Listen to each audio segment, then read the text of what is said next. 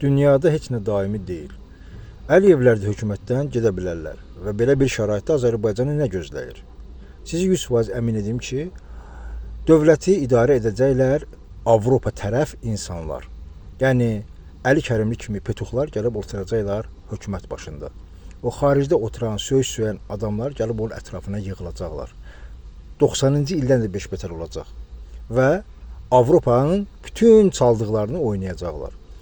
Bunu da sevməyən İran və Rusiya Azərbaycanı darmadağın edəcəklər. Erməni bir yandan, Rus bir yandan, İran bir yandan, Əlikrəm Hümmətovun köməkçiləri ilə, Sadvalın köməkçisi ilə, İranın köməkçiləri, ermənilərin köməyi ilə Azərbaycanı darmadağın edəcəklər. Qırılan da olacaq Azərbaycan türkləri, yəni Azərilər. Naxçıvan Türkiyə keçəcək, bütün Gəncə ətrafı hamısı gedəcək Ermənistana, yuxarı tərəf hamısı Rusa, aşağı tərəfdə hamısı İrana. Azərbaycan bir dövlət kimi sükut eləməyəcək, dağılacaq Azərbaycan. Bu 100%'dir.